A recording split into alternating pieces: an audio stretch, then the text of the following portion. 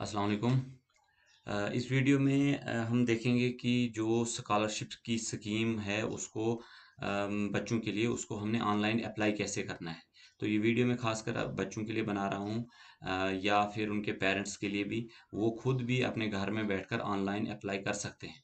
तो इसमें सबसे पहले आपने क्या करना है, सबसे पहले आपने कोई ब्राउज़र खोलना है और ब्राउज़र खोलने के बाद आपको जहाँ गूगल सर्च आता है वहाँ पे आपने लिखना है स्कॉलरशिप। स्कॉलरशिप लिखने आ गया, इस पे आप इंटर मारेंगे या सर्च का बटन दबाएं जो भी है। और यहाँ पे आपने देखना है वेबसाइट scholarships.gov.in। ये देखने के बाद आपने नेशनल स्कॉलरशिप पोर्टल होम पे क्लिक करना है। तो ये वाली स्क्रीन आपके सामने आ जाएगी। ये है होम पेज जो scholarships.gov.in का इसका होम पेज है। तो इस पे आपने क्या करना है, अगर आपकी न्यू रजिस्ट्रेशन है तो जहाँ पे ये मेरा कर्सर है यहाँ पे आपने क्लिक करना है।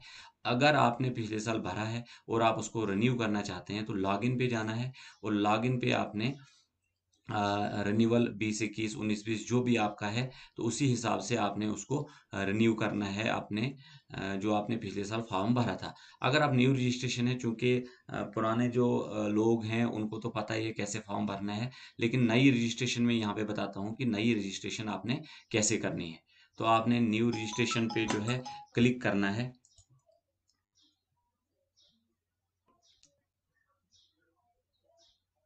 यहाँ पे मैं एक बात ये बता दूँ कि यहाँ पे न्यू रजिस्ट्रेशन पे क्लिक करने के बाद आपको डिटेल्स भरनी है, लेकिन उससे पहले आपको एक फॉर्म डाउनलोड करना है और डाउनलोड करने के बाद स्कूल से उसको भर के लाना है।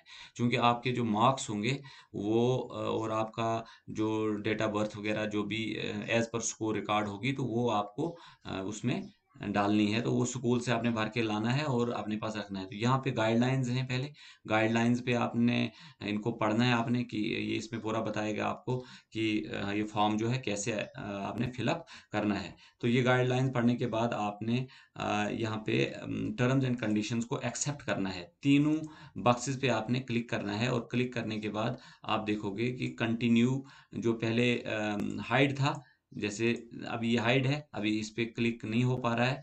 लेकिन जब आप यहाँ टर्म्स एंड कंडीशंस को आप क्लिक करोगे तो ये इस पे आप अब क्लिक कर सकते हो। तो कंटिन्यू पे आप क्लिक कर देंगे और आपके पास ये fresh registration for academic year 20-21 का फॉर्म आ जाएगा। इसमें आपने सबसे पहले स्टेट डोमिसाइल आपने सेलेक्ट करनी है। जैसे हमारे जम्मू कश्मीर है तो आप यहाँ जम्मू कश्मीर को सिलेक्ट करोगे। उसके बाद स्कॉलरशिप की कैटेगरी प्री मैट्रिक है या पोस्ट मैट्रिक है। तो मैं प्री मैट्रिक का आपको एक डेमो देने जा रहा हूँ, इसलिए मैं प्री मैट्रिक पे क्लिक करूँगा। और उसके बाद स्टूडेंट का नाम वो आपने देखना है एज पर आधार। आपने कोशिश करनी है डालने की एज पर आधार, क्योंकि ये आधार के साथ मैच होगा फिर। तो यहाँ पे मेरे पास नाम है, मैं ये डाल रहा हूँ। और उसके बाद आपने टाइप जो है सिलेक्ट करनी है, स्कीम टाइप, ये स्कॉलरशिप या इंसेंटिव। तो हमने स्कॉलरशिप ही यहाँ पे सिलेक्ट करना है। इंसेंटिव तो ये आ जाता है जिनको वो एग्ज़ाम देते हैं, जैसे 8th का एग्ज़ाम दिया और उसमें वो एक वो उसका वो नेशनल लेवल का वो एग्ज़ाम होता है। तो उस पे अगर वो कोई पास कर देता है तो उसको इंसेंटिव मिलता है, तो वो यहाँ पे अपनी रजिस्ट्रेशन जो है करता है। तो हमने स्कॉलरशिप पे क्लिक करना है और उसके बाद हमने डेट ऑफ बर्थ हमने डालनी है। तो यहाँ पे जब आप क्लिक करोगे तो आपके पास कैलेंडर आ जाएगा। आप अगस्त 2020 जहाँ लिखा है इस पे क्लिक करोगे तो मंथ्स आ जाएंगे। और अगर आप इसी 2020 पे क्लिक करोगे आपके पास ईयर्स आ जाएंगे।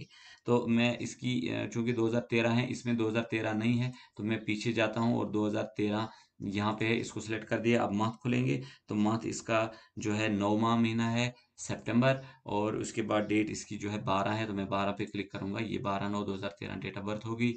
जेंडर यहाँ पे आपने करना है और उसके बाद मोबाइल नंबर आपने इस पे इंटर कर देना है, चूंकि ये आपको ओटीपी के लिए लगेगा। और याद रहे कि जो यहाँ पे मोबाइल नंबर आप डालेंगे उसको आप बंद ना कीजिएगा। बहुत सारे लोग बंद कर देते हैं, फिर उनको ओटीपी कभी कभार पासवर्ड भूल जाता है और उसको रिसेट करने के लिए फिर परेशानी आ जाती है। तो ईमेल आईडी अगर आपके पास है तो डाल दें, नहीं है तो कोई ज़रूरत नहीं है। तो यहाँ पे बैंक का आईएफएससी कोड डाल देना आपने, जहाँ इसका अकाउंट नंबर है मैं डाल रहा हूँ। और उसके बाद इसको आपने कंफर्म कर देना है, कहीं गलती तो नहीं है। इसको आपने दोबारा डाल देना है वही फिर उसके बाद अकाउंट नंबर डालना है आपने। ये अकाउंट नंबर डाल दिया, ये हिडन हो गया, लेकिन यहाँ पे ये दिखेगा।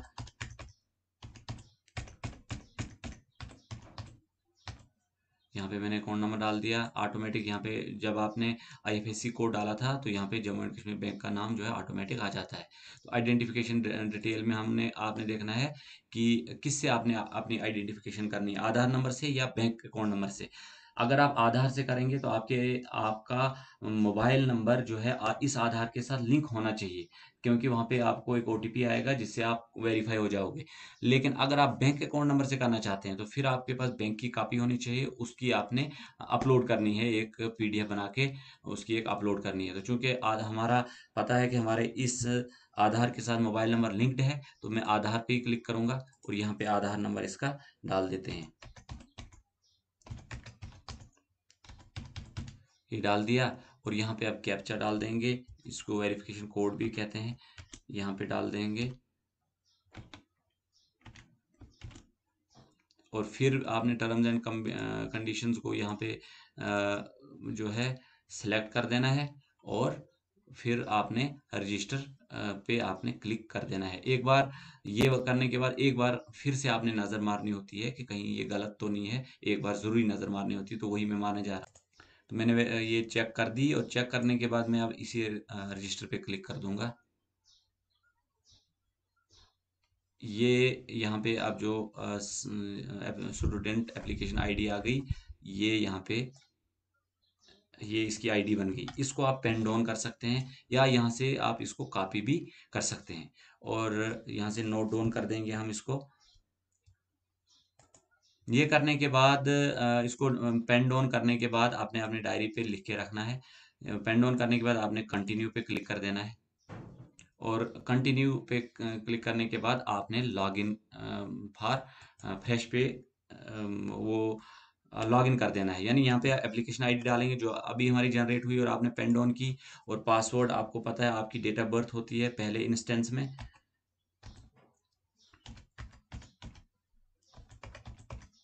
उसके बाद हम इसका कैप्चा डाल देंगे यहाँ पे।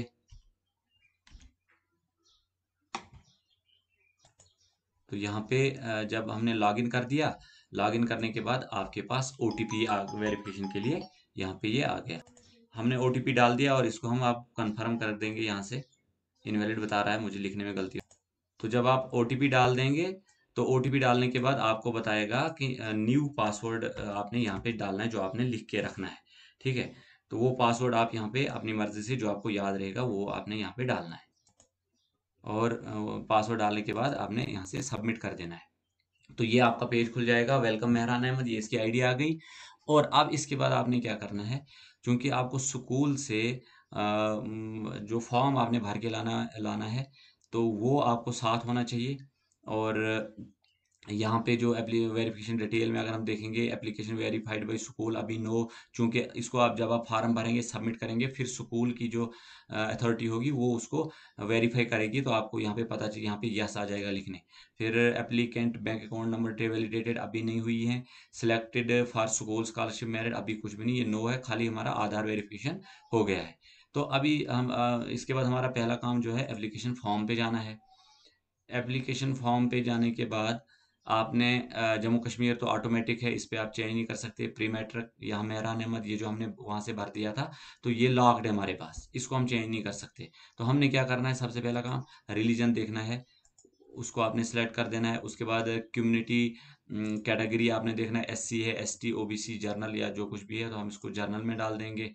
और यहाँ पे हम फादर का नेम जो है वो फिल कर देंगे, फादर का नेम, मदर का नाम, एनुअल इनकम। अब इस फॉर्म को मैं भर देता हूँ और उसके बाद मैं आपको दिखा। तो यहाँ पे मैं पहुँचा, यहाँ पे आपने स्कूल अपना सिलेक्ट करना है, तो पहले स्टेट सेलेक्ट करनी है। अगर आपको स्कूल का यूडाइस कोड पता है तो यहाँ पे आप सीधा ही सर्च कर सकते हैं यूडाइस कोड डाल के, नहीं तो आपने स्टेट सेलेक्ट करनी है, उसके बाद डिस्ट्रिक्ट सेलेक्ट करना है, गेट इंस्टीट्यूशन डिटेल, और यहाँ पे नीचे सारी इंस्टीट्यूशन डिटेल आ जाएगी। तो यहाँ पे इसका पब्लिक मॉडल स्कूल जाडान यहाँ पे मैंने सेलेक्ट कर दिया, इसको मैं यहाँ से सिलेक्ट कर दूंगा और ये यहाँ पे डिटेल, यहाँ पे आपने क्लिक करना है और वो पॉपअप जो है खुलेगा। तो यहाँ पे आपने कोर्स सेलेक्ट करना है कि ये किस क्लास में पढ़ता है। तो यहाँ पे आपने नेक्स्ट में आपने क्लास डाल देनी है।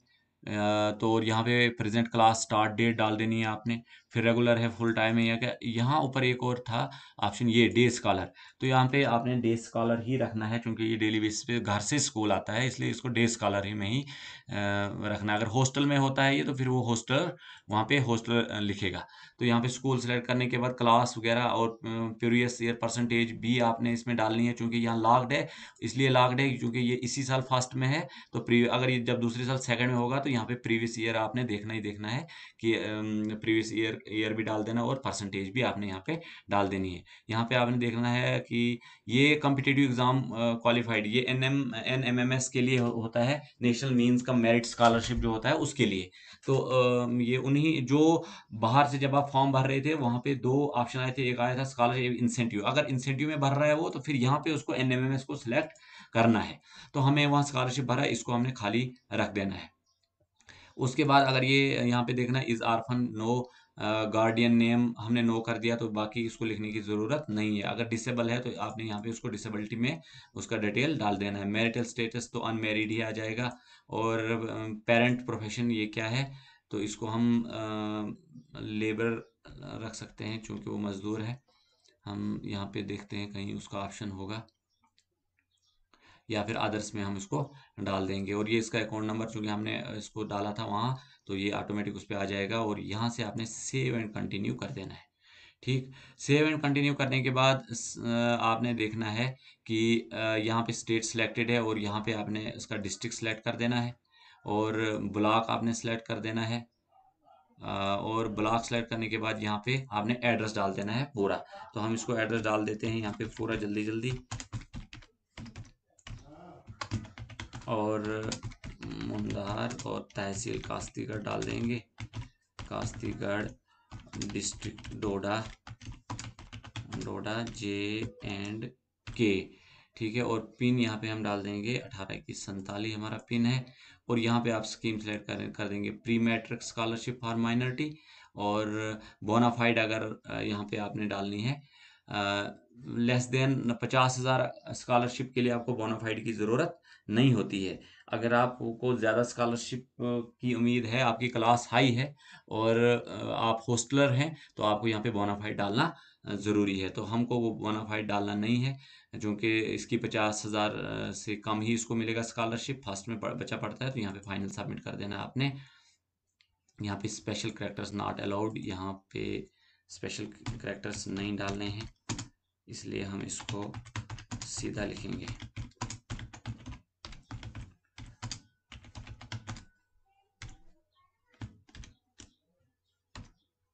JK डाल देंगे यहाँ पे, और हम इसको फाइनल सबमिट कर देंगे। ये इसकी फाइनल सबमिट होगी। उसके बाद फाइनल सबमिट आपका हो गया। और इसके बाद हम इसको प्रिंट निकाल सकते हैं, एक प्रिंट हम इसको निकालेंगे। और प्रिंट निकालने के बाद अपने पास इसको रख सकते हैं, मेहरान इमेज, मेहरान, इसको हम रीनेम भी कर सकते हैं। एक PDF भी सेव कर सकते हैं आप, और इसको आप अपने पास प्रिंट निकाल के भी रख सकते हैं। उसके बाद अगर आपको चेक योर स्टेटस में आप चेक कर सकते हैं application under for verification eight institution level. तो ये जब आपका स्कूल जो है वो वेरीफाई कर देगा, तो यहाँ पे आपका आ जाएगा कि स्कूल लेवल ने जो है उसको वेरीफाई कर दिया है। और यहाँ पे जो है यस आ जाएगा। फिर डिस्ट्रिक्ट लेवल जब यस करेगा, फिर यहाँ पे यस आ जाएगा। ये है पूरा जो है आपने स्कॉलरशिप का फॉर्म जो है कैसे भरना है ऑनलाइन। आप घर बैठ के भी भर सकते हैं, इस वीडियो को देखें और आराम से आप घर बैठकर भी अप्लाई कर सकते हैं। लेकिन शर्त यह है कि आपको स्कूल के डॉक्यूमेंट्स होना ज़रूरी है। स्कूल के डॉक्यूमेंट्स जो स्कूल से फॉर्म टीचर आपको भर के देगा, वो होना ज़रूरी है। और उसके बाद ही जो है स्कूल उसको, अगर आप ऐसे ही गलत भर देते हैं या कोई दूसरा भर देगा और गलत इन्फॉर्मेशन डाल देगा, तो स्कूल लेवल पर उसको एक्सेप्ट नहीं किया जाएगा, वो स्कूल लेवल से ही जो है रिजेक्ट हो जाएगी। Thank you very much.